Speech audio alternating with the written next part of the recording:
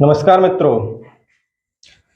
मैं जगदीश चंद्र, संस्थापक आयुर्वैदिक अमृत सेवा संस्थान मऊटी, अंडनी, करहल, मैनपुरी, उत्तर प्रदेश की तरफ से सभी भाइयों को सादर प्रणाम करते हैं। जय हिंद, वंदे मातरम। मित्रों, आज मैं बात करना चाह रहे हैं कैंसर के परहेज पर। अगर किसी भाई के, बहन के अगर कैंसर है तो उसको परहेज क्या करना चाहिए। जी हाँ, कैंसर में भी परहेज होता है। एक अटपटा सा लगा ना कि कैंसर में परहेज किया जा सकता है। बिल्कुल परहेज होता है कैंसर में। आयुर्वेद की दृष्टि में होता क्या है कि परहेज आयुर्वेदिक में उस चीज का कराया जाता है जो बीमारी का कारण होती है, या वो खाद्य सामग्री बंद करने से जो बीमारी है वो 50% अपने आप ही ठीक हो जाती है। तो इसी तरह कैंसर में जो परहेज है वो हम आपको बताने के लिए जा रहे हैं। होता क्या है कि जैसे कोई भी चीज या कोई जीव है, सजीव, तो उसको जिंदा रहने के लिए कुछ ना कुछ चाहिए। जैसे व्यक्ति है, मनुष्य है, तो उसको भोजन चाहिए, ऑक्सीजन चाहिए, तभी तो जीवन रह पाएगा। पानी चाहिए। इसी तरह जैसे पेड़ पौधे हैं, उनको सूरज का प्रकाश चाहिए, मिट्टी चाहिए, जल चाहिए। अगर पौधे को उखाड़ दिया जाएगा, स्वाभाविक है वो सूख जाएगा। उसकी जड़ है, जड़ अगर उखाड़ के डाल दी जाएगी तो उसको न तो पानी मतलब मिलेगा, और जो जमीन में जो कांटेक्ट होते हैं, जो पेड़ पौधे लेते हैं, वो उनको नहीं मिल पाएंगे। और जब वो जो कांटेक्ट जो लेते हैं जिंदा रहने के लिए, पेड़ पौधे जीवित रहने के लिए, तो वो नहीं मिलेंगे। जब नहीं मिलेंगे तो पेड़ सूख जाएगा। इसी तरह कोई भी कीट है, जीव है, जंतु है, कोई भी है, उसको जिंदा रहने के लिए कुछ ना कुछ मतलब एनर्जी के लिए चाहिए होता है। भाई उनकी खुराक अलग होती है, उनका खाना अलग होता है। जैसे कुछ जानवर मांस का आहार करते हैं, कुछ शाकाहार होते हैं। तो इसी तरह से कुछ न कुछ मतलब एनर्जी या पावर या जीवित रहने के लिए हर किसी को कुछ न कुछ चाहिए होता है। तो इसी तरह कैंसर जो सेल्स हैं, कैंसर की जो कोशिकाएं हैं, जो नेगेटिव सेल्स बॉडी के अंदर होते हैं, उनको भी एनर्जी कहीं ना कहीं से मिल रही है। अगर वो पावरफुल बन रहे हैं, जो पॉजिटिव सेल्स हैं, उनसे अगर नेगेटिव सेल्स पावरफुल बन रहे हैं, तो कहीं ना कहीं से उनको एनर्जी तो मिल रहा है ना। तो वही रिसर्च चल रही थी, काफी वर्षों से चल रही थी। तो जो दो वैज्ञानिक हैं, हम आपको बताना चाहते हैं कि एक अमेरिका के साइंटिस्ट हुए हैं और एक जापान के हैं। दो साइंटिस्टों ने मतलब कैंसर रोग पर बहुत गहरा अध्ययन किया है, और उन्होंने ये निष्कर्ष निकाल के दिया है,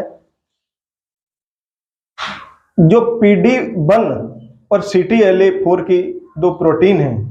हालांकि खाना में जो भोजन लेते हैं उसमें कई तरह के भोज्य पदार्थ होते हैं, जैसे प्रोटीन है और कार्बोहाइड्रेट है, फैट है, मिनरल है, कैल्शियम है, कई तरह के होते हैं, और प्रोटीन भी कई प्रकार की होती है। लेकिन जो अमेरिका के और जापान के दो साइंटिस्ट हुए हैं, 2018 और 19 में उनको नोबेल पुरस्कार भी दिया गया है चिकित्सा क्षेत्र में। तो उनका नाम है, एक का तासुक होंजो और एक साइंटिस्ट का नाम है जेम्स जी एलिसन। ये जो दो वैज्ञानिक हैं, इन्होंने रिसर्च करके क्लियर बता दिया है कि PD-1 और CTLA-4 की नाम की जो दो प्रोटीन हैं, इन प्रोटीन से कैंसर सेल्स अपनी डाइट लेते हैं। मतलब उनको पावर इन्हीं दो प्रोटीन से मिलती है। उनका नाम क्या है? PD-1 और CTLA-4। ये कोई मेरी रिसर्च नहीं है, ये जो दो वैज्ञानिक हैं उनकी है। ये वैज्ञानिक अमेरिका और जापान के हैं। तो इसको आप एक बार जरूर अमल में करें। इस प्रोटीन को अगर आप बॉडी में नहीं जाने देंगे तो कैंसर सेल्स आपकी बॉडी में कहीं भी होंगे, चाहे वो रक्त में हो या वो मांस में हो या हड्डी में हो। भाई कैंसर तो आयुर्वेदिक में मुख्य तरह 3 प्रकार का माना गया है, रक्त कैंसर और मांस कैंसर और हड्डी का कैंसर। कैंसर चाहे रक्त का हो, चाहे मांस का हो या हड्डी का हो। भाई जब सेल्स, नकारात्मक सेल्सों की संख्या बढ़ती है तभी कैंसर आता है बॉडी में। तो वो सेल्स पूरी बॉडी में जहां कहीं भी होंगे उनकी डाइट बंद हो जाएगी। जब आप PD1 CTLA4 प्रोटीन लेना बंद कर देंगे तो कैंसर सेल्स की डाइट बंद हो जाएगी, और जब कैंसर सेल्स की डाइट बंद हो जाएगी तो स्वाभाविक सी बात है कि उनको कमजोर पड़ना पड़ेगा। उसी दिन से वो कमजोर पड़ने लगेंगे। एक निश्चित समय पे जाके जो थोड़े कमजोर सेल्स होंगे वो खत्म हो जाएंगे, और जो ज्यादा पावरफुल होंगे वो तो खत्म उनको भी होना है, लेकिन थोड़ा समय ज्यादा लेंगे। तो 50% तो कैंसर में परहेज अगर रखा जाए तो उससे कैंसर ठीक हो जाता है। और अभी आप सोच रहे होंगे कि ये PD1 CTLA4 प्रोटीन की जो आपने चर्चा की है, ये बताया नहीं है किस किस में पाया जाता है। तो हाँ भाइयों, मैं ये भी बता रहे हैं कि जो PD1 CTLA4 नाम की 2 प्रोटीन हैं, ये साधारणतः सभी अनाजों में पाई जाती हैं, जैसे गेहूं है, चावल है, मक्का है, जौ है, ज्वार है, बाजरा है, चना है, अरहर है, उड़द है। सभी अनाजों में पाई जाती है ये प्रोटीन, PD1 CTLA4 प्रोटीन। तो परहेज क्या करना है कि इन सभी अनाजों को बंद करना होगा। गेहूं, चावल, जौ, ज्वार, ये सभी जितने साधारणतः अनाज हैं कैंसर रोगी को नहीं खाने हैं। केवल मूंग ऐसी है जिसमें ये प्रोटीन नहीं पाई गई है, जो रिसर्च हुआ है।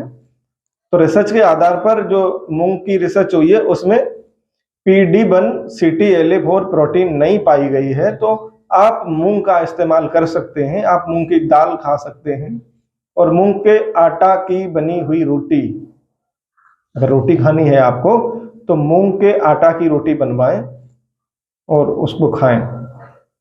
आप हरी सब्जियां जितनी भी धरती पर हैं, जितनी उतनी सारी खा सकते हैं, और फल पृथ्वी पर जितने हैं टोटल खा सकते हैं।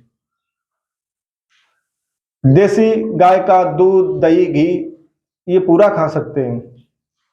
आपको बंद करना होगा तो अनाज बंद करने होंगे। आप सिंगाड़ा, सूखा हुआ सिंगाड़े की जो मिंगी होती है उसका भी आटा बनवा के इस्तेमाल कर सकते हैं। सिंगाड़े में ये प्रोटीन नहीं पाई गई है, और कुट्टू में भी नहीं पाई गई है। तो आप इनमें से कोई भी चीज खा सकते हैं। आप साबूदाना भी खा सकते हैं, साबूदाना में ये प्रोटीन नहीं पाई जाती है। तो खाने के लिए बहुत है, बस पेशेंट को थोड़ा हिम्मत रखना चाहिए कि हमको ठीक होना है। अगर पेशेंट के अंदर हौसला है, जज्बा है कि मुझे भाई कैंसर जैसी घातक बीमारी को हराना है, और उसने अपने दिल में ठान लिया, तो ये कोई बड़ी बात नहीं है, ये छोड़ सकता है। अनाज छोड़ना कोई बड़ी बात नहीं है। भाई आपको पेट भरने के लिए तो कुछ न कुछ मिल रहा है ना। आपको मूंग के आटा की बनी हुई रोटी मिल रही है, आपको हरी सब्जियां सारी मिल रही हैं, गाय का दूध मिल रहा है, दही मिल रहा है, घी मिल रहा है, सारे फल मिल रहे हैं, तो आप भूखे नहीं रहेंगे। लेकिन भूखा किसको रखना है? कैंसर की कोशिकाओं को भूखा रखना है। और कैंसर की कोशिकाएं कब भूखी रहेंगी? जब आप अपनी बॉडी के अंदर PD1 CTLA4 नाम की 2 प्रोटीन को जब घुसने नहीं देंगे तो ये भूखों मरेंगी। और कोई कितना भी पावरफुल हो, हाथी है, हाथी को आप पेड़ से बांध दो, उसको न पानी पिलाओ, न उसको चारा डालो, न गन्ना दो, कुछ मत दो, 10 दिन 20 दिन ज्यादा पावरफुल होगा तो उसको 1 महीना तक जिंदा रह सकता है, लेकिन मरना पड़ेगा। इसी तरह जब आप कैंसर के सेल्स या कोशिकाएं, इनको जब आप PD1 CTLA4 नाम की प्रोटीन बॉडी में नहीं जाने देंगे तो ये सेल्स पूरी बॉडी में जहां कहीं भी होंगे, चाहे वो मांस में छुपे हों, चाहे वो खून में छुपे हों, या हड्डी में हो, बोन मैरो में हो, लेकिन वो अपनी जगह पर कमजोर होने लगेंगे। और कमजोर होने लगेंगे तो धीरे धीरे धीरे धीरे कैंसर बॉडी से अपने आप निकलने लगेगा। अगर कोई गांठ है तो गांठ का साइज अपने आप धीरे धीरे धीरे धीरे कम होने लगेगा। जैसे 10 mm की है तो वो 2-3 महीना में 8 mm की हो जाएगी, उसके बाद 6 mm की हो जाएगी और 4 की रह जाएगी, और चलते चलते चलते चलते वो एक समय पे जाके खत्म हो गई।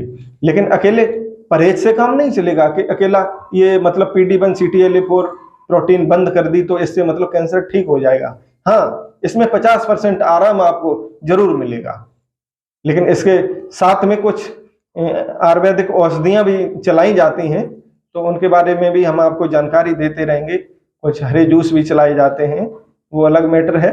लेकिन परहेज के बारे में आज मैंने वीडियो बनाई है, तो अगर आप परहेज इतना करते हैं तो निश्चित ही आप 50% कैंसर जैसी घातक बीमारी में आप आराम पा सकते हैं। तो सभी भाइयों से अनुरोध है कि इस वीडियो को आगे शेयर करें, जिससे कोई पीड़ित है कैंसर रोग से या उनके रिश्तेदार परिजन, तो उनको ये जानकारी मिले। और इसी के साथ आप चैनल को सब्सक्राइब करें। और मुझे उम्मीद है कि मैं परहेज के बारे में आपको ठीक से समझा पाए होंगे। और मैं जगदीश चंद्र, संस्थापक आयुर्वेदिक अमृत सेवा संस्थान मऊटी, अंडनी, करेल, मैनपुरी, उत्तर प्रदेश की तरफ से सभी भाइयों को सादर